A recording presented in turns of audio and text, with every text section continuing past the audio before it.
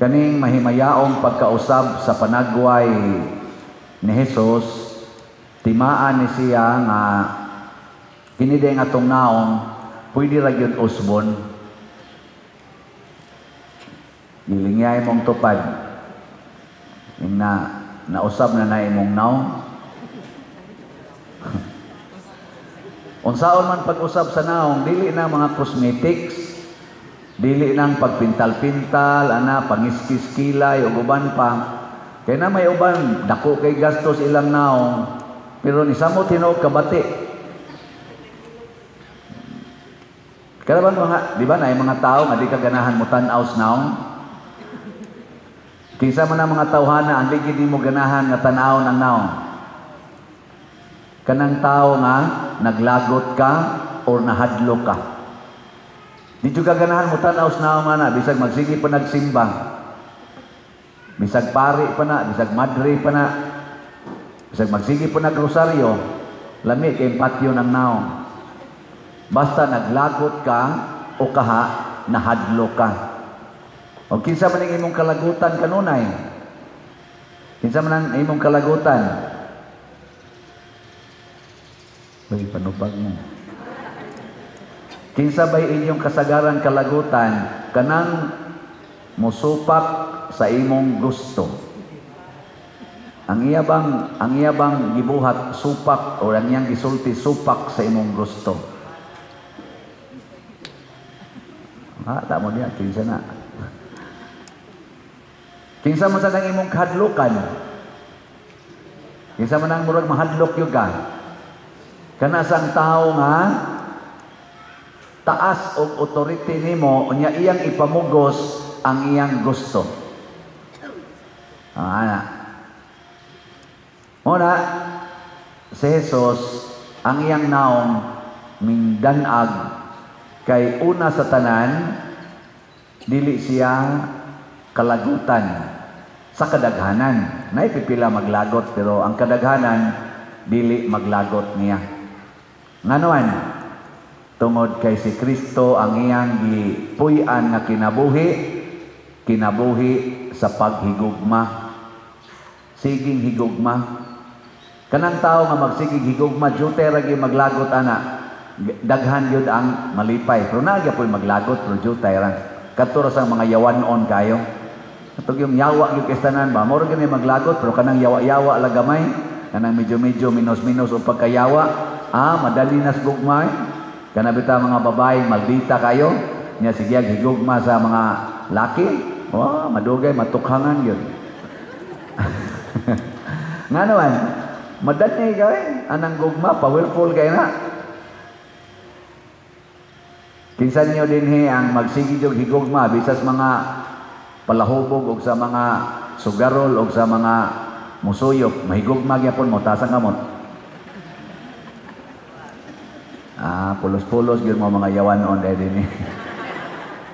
Kamong nanimba, mapulos-pulos yawanon. Kasi Kristo, mga palahubog, mga sugarol, mga prostitutes, mga kawatan, mga andakiro, iya yun itong higugma. Tanan yun. Motong yang naong ni danag. Kay kanabitang tao nga ma-inlove. Tanawa rin ko ninyong naong anang tao nga ma-inlove. Kung sa may naong?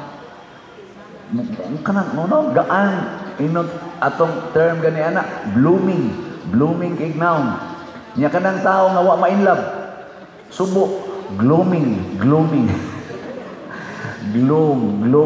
ngit og naong ba nilay na sang lingi ako hili ko palingi-lingi sa inyong kilid kay para dili mo tikig inyong liog aron kay bawo mo nga community ta sige lingi ana sa dimong tupad ang di mo lingi wa mahigugma.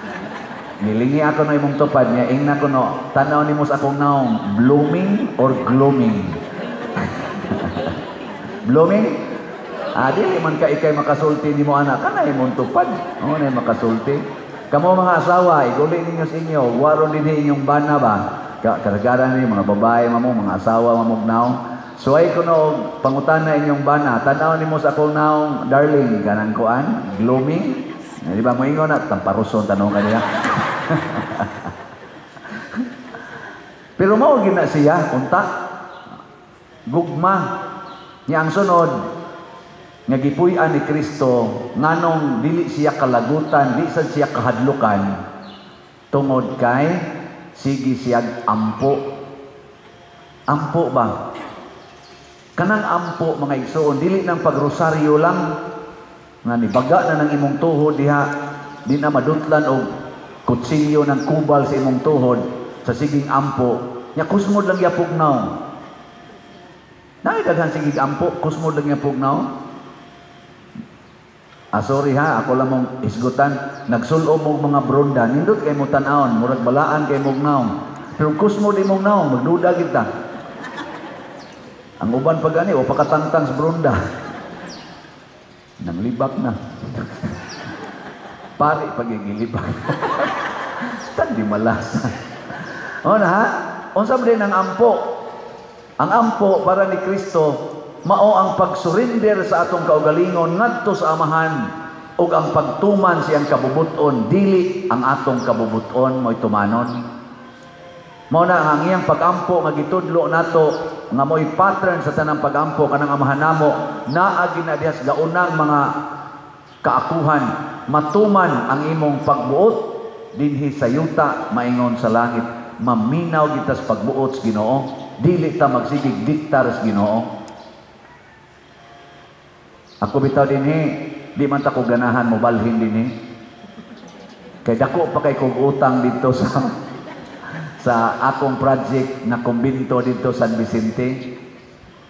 Nya kay ang obispo ning kuan man gyud ning desisyon man na ibalhin gyud ko dinhi dol-dol ra man sa San Vicente sa Liloan.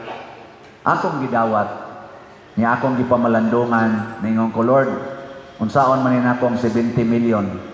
Yun siya, padayon lag baligyag sila. Total, ang kanang naminaw ni mo, wa man na diha sa San Vicente, tuwa mo sa na dito sa Compostela. Karon sa una, maminaw sila. Karon mo tanaw naging sila ni mo. Palit mo kayo sila slat sa una nga maminaw ra, samot na girong mo tanaw ra. Nilingay mong tupad, palit kang slat. Na no. Og mulingo gani, wa ginamana og palit og slat. Unya sad dito sa San Vicente, 15% raman sila sa total nga namalit og slots nga nakahimo mig projects nga ni worth og more than 300 million pesos. 15% ra ang tuan ang nakakita nako. Ang nihatag ana apil na tingali mo dinhi sa una, more than 80% outside the parish. Salamat sa Ginoo. Nya si San Vicente ratoy nagda sa una sa akong mga slots. Karon duha na gid sila, San Vicente ug si Santiago. Yadog dili na maukal na inyong kasing-kasing nga pugsunon kay mo palit og slot. Unsa man ning slot? Ang slot mao nay minimum donation para sa atong proyekto. Nga maanad daw niya mo ana dinhi. Kay ni atay daghang project himuon. Slot ra gid na. Pila may minimum donation karon na atong gi-design para ning atong slot na ang title God's Rewards and Complete Elation or Grace. 100 pesos. 100 pesos ra gyud. Palit lag 100 pesos mao na siya. Unsaon man pagpalit. Ambot wala pa man tay screen dinhi, mag-usap pa na sa atong himuonon, pero sa atong online mas ato na ning i-flash. Kining atong i-flash sa screen mao ni ang atong bank accounts, ipadala lang diri sa atong bank account, i-deposit or ipadala sa atong GCash accounts or kwarta padala. Ginamit kining mga ngan na ato karong gipakita dinhi. Ako ngalan sa akong mga sekretaris nga makita nato sa screen. O mas labing maayo ihatod dinhi sa atong opisina karon ni Anatas Compostela. Mao na siya ang nakapalig-o nako nga di ko managanang moanhi dinhi kay naminaw ko sa kabubuton sa Ginoo. Padayon ra man baligya. Padayon lang ta. Asa ta maka puyo nga parokya, padayon nato. Ana. Ikatulo nga kinaiya ni Jesus nga angay natong sundon aron dili maglagot ang tao nato or jutay ray maglagot. Unsa man? Kana gyung gugma sa pag-antos alang sa kalipay sa tanan. Kana bang andam kang muantos para malipay ang tanan? Anong inyong mga naong nangasubo naman? Kinsa ninyo dinhi ang mo antos gyud para sa tanang mga makasasala ta sa kamot? Pa mo ana, sige lang. Basta mao na hinungdan. Sige siyang higugma sa Hesus, sige sad siyag ampo og sige antos para sa tanan. Ang iyasang sugo nato, love, the greatest commandment, love your neighbor as yourself. Nya sunod niyang gisulti nato, pray without ceasing. Ampo nga way hunong. O katapusan niyang gitulsulti nato, take up your cross every day and follow me. Pasana ang imong cross og sunod nako. Og kung mauna na atong desisyon, mo blooming ang atong naong. Mausab gyud ang imong naong. Suwayo, kung gaaway mo ros imong bana, suway practice kining tulo in relation sa imong bana, di ba? Ikahapon, mo kiss na nimo. Kamusang mga bana, imong asawa, sige gyaw-yaw, kusmod kay naong. Suway practice ning tulo, alayo ra kay nang duha ka adlaw, mugakos na nimo. Lagi, nya gadalag kutsilyo. Dili tayo kanang tuwa mugakos na, lipay na.